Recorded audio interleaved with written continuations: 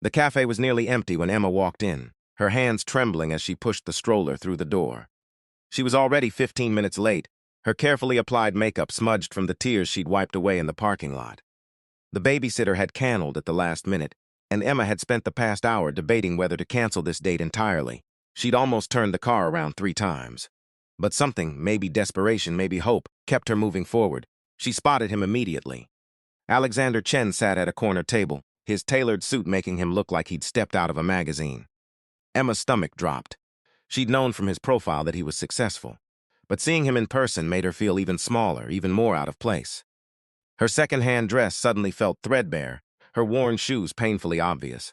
And here she was, 32 years old, walking into what was supposed to be a fresh start with a 6-month-old baby in tow.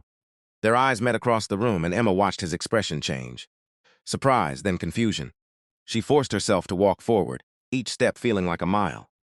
When she reached the table, the words tumbled out before she could stop them, thick with embarrassment and apology. "I'm so sorry. I know this isn't what you expected. My babysitter canceled, and I couldn't reach you in time, and I should have just stayed home." But she swallowed hard, fighting back tears. "I'm sorry. I brought my baby."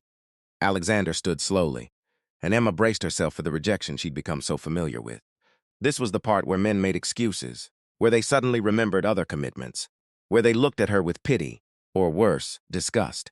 She'd been through this dance before.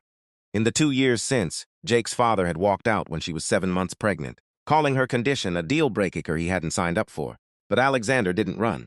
Instead, he looked down at the stroller where little Lily was beginning to stir, her tiny fists rubbing at her eyes. A smile broke across his face, genuine, warm, completely unexpected.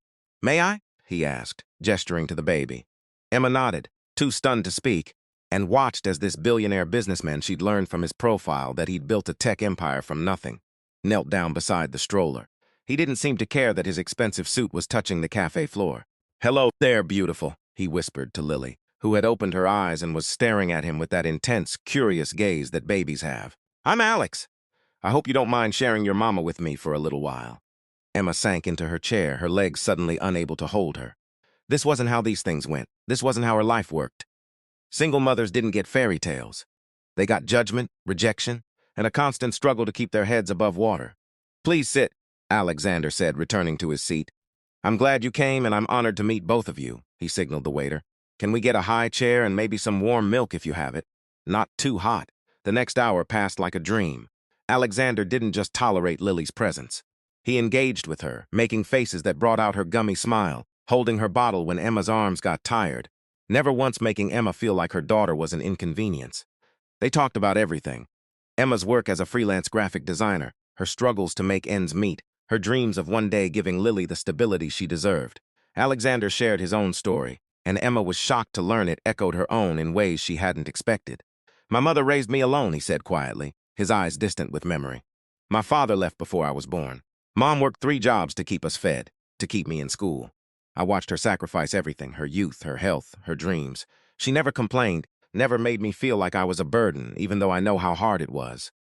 He looked at Emma with an intensity that made her breath catch. "When I see you with Lily, I see my mother. That same fierce love, that same strength. Do you know how rare that is? How beautiful." Emma felt tears sliding down her cheeks before she could stop them. No one had called her strong in so long.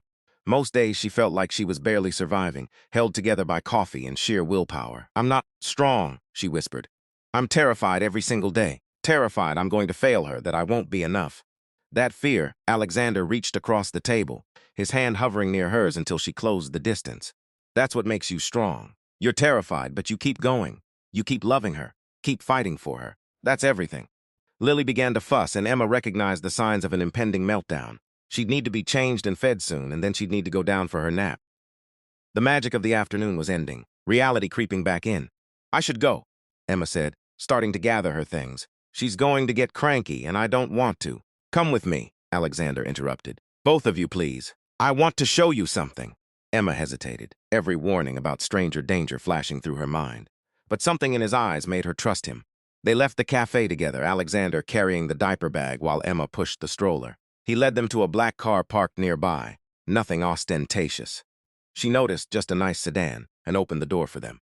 They drove for 15 minutes through neighborhoods that got progressively nicer until they pulled up to a building Emma recognized. The Children's Hospital. Her confusion must have shown on her face. "I come here every week," Alexander explained as they walked through the entrance. Staff members greeting him by name. "After my mother passed away 5 years ago, I needed to do something meaningful with the wealth I'd built. She always said money without purpose was just paper." He led them to a wing of the hospital Emma had never seen before, though she'd brought Lily here twice for checkups.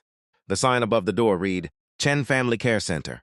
We provide free childcare for single parents while they work." Alexander explained, medical care for children whose families can't afford insurance. Parenting classes, job training, therapy services, everything my mother needed but never had access to. He turned to Emma, his voice thick with emotion. "When you walked into that cafe today with Lily, apologizing for being a mother, for having someone to love and protect, it broke my heart. Because I know that struggle. I lived it watching my mother carry that weight alone." Emma couldn't speak, couldn't breathe. She'd spent 2 years feeling invisible, feeling like her existence as a single mother was something to apologize for, something to hide. And here was this man, this incredibly successful, kind man, telling her she was seen, that she mattered. But Alexander wasn't finished. He pulled out his phone, made a quick call, and within minutes, a woman in professional attire appeared. "Emma, this is Sarah Chan, my sister. She runs the center." Alexander's smile was gentle. "I don't want to overstep, and please tell me if I am. But Sarah mentioned last week that we're looking for a graphic designer to help with our outreach programs, our fundraising materials. It's a full-time position with benefits and flexible hours. There's a childcare space right here where Lily would be looked after by trained professionals while you work." Emma's knees buckled. Alexander caught her elbow, steadying her as tears streamed down her face. Not tears of sadness now, but of overwhelming relief, of possibility, of hope. "Why?" she managed to choke out. "Why would you do this for me? You don't even know me." Alexander's eyes were bright with his own unshed tears. "Because someone should have done it for my mother. Because every child deserves to see their parents smile without worry behind their eyes. Because you walked into that cafe terrified and apologetic, and all I could see was the most courageous person I'd ever met." He paused, his voice dropping to a whisper. "And because when I looked at you with Lily, I didn't just see someone who needed help. I saw someone I wanted to know. Someone I wanted in my life." The interview with Sarah went well. Of course it did. Emma thought almost giddily. When the position seemed made for her skills, they offered her the job on the spot with a salary that made her gasp. That would mean she could finally afford the small house she'd been dreaming about instead of the cramped apartment with the broken heater. 6 months later, Emma stood in that same cafe where it had all begun. Lily, now a year old and babbling happily in her stroller. Alexander sat across from her, and this time there was no nervousness, no apology, just love, deep, real, and transformative. "I still can't believe this is my life," Emma said, reaching across the table to take his hand. "Believe it," Alexander replied, his thumb tracing circles on her palm. "You deserve every bit of happiness, Emma. You always did. You just needed someone to see you the way I do, the way everyone who knows you does now." That day in the cafe, Emma had walked in apologizing for being a mother. She'd walked out knowing she never had to apologize for her strength again. The billionaire hadn't saved her. She'd saved herself through 2 years of relentless love and sacrifice.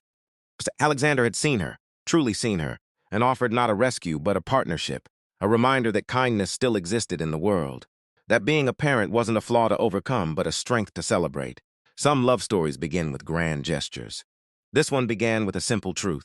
You are enough exactly as you are, and sometimes that recognition is the most powerful gift anyone can.